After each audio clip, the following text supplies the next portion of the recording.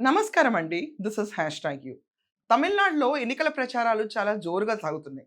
TVK Vijay party ఎక్కడైనా కూడా గెలిసే ఆస్కారం ఉందా అంటే చాలా వరకు సర్వే రిపోర్ట్స్ కొంచెం మామూలుగా చూపిస్తున్నాయి. కింగ్ మేకర్‌గా విజయ్ ఉంటారని మాత్రం స్పష్టం అవుతుంది.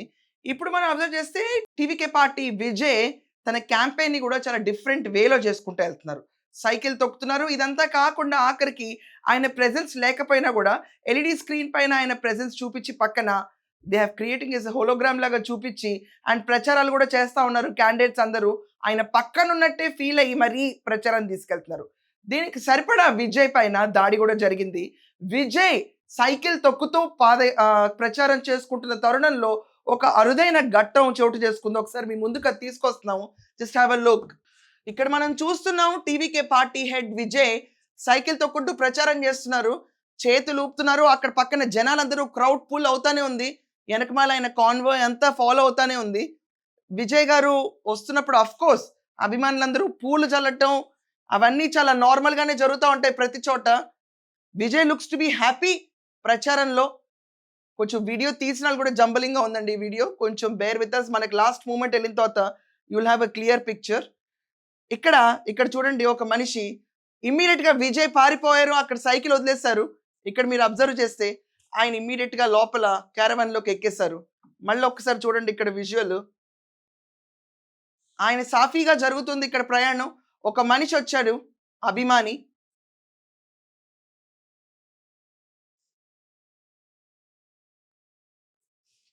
అభిమానులందరికీ హ్యాండ్ వేవ్ చేస్తూ కనిపిస్తున్న విజయ్ సడెన్‌గా ఒక అభిమాని ఎంట్రీ ఇస్తారు. ఇక్కడ మనం చూడండి ఇప్పుడు వచ్చేస్తాడు ఆ అభిమాని. ఆ అభిమాని వచ్చిన తర్వాత మొత్తం సీన్ రివర్స్ అవుతుంది. ఇదిగోండి. అభిమానొచ్చారు.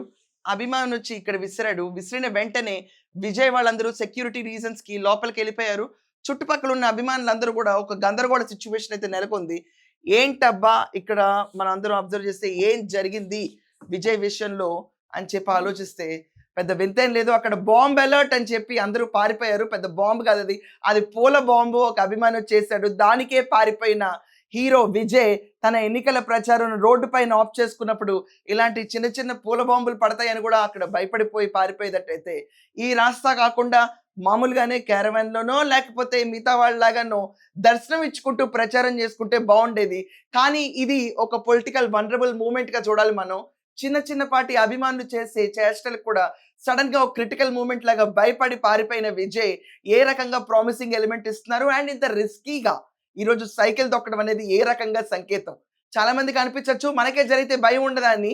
ఇలాంటి చేష్టలు చేసే ముందు ప్రిపేర్ అయ్యి ఉండాలి. అభిమానులు అనేవాళ్ళు ఇలాంటి చేష్టలు చేస్తారు.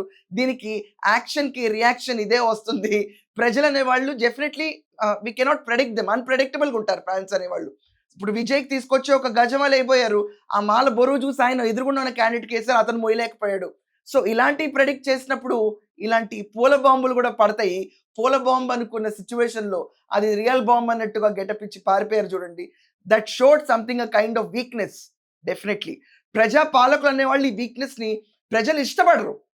సో దీనికంటే సేఫర్ మెథడ్స్ ఆఫ్ ప్రచారం ఇక నుంచి రాబోయే పొలిటీషియన్స్ అందరూ విజయ్‌లా కాకుండా వాళ్ళదంటూ ఒక డిఫరెంట్ రీతిలో ప్రచారాన్ని ఎన్నుకుంటే మంచిది.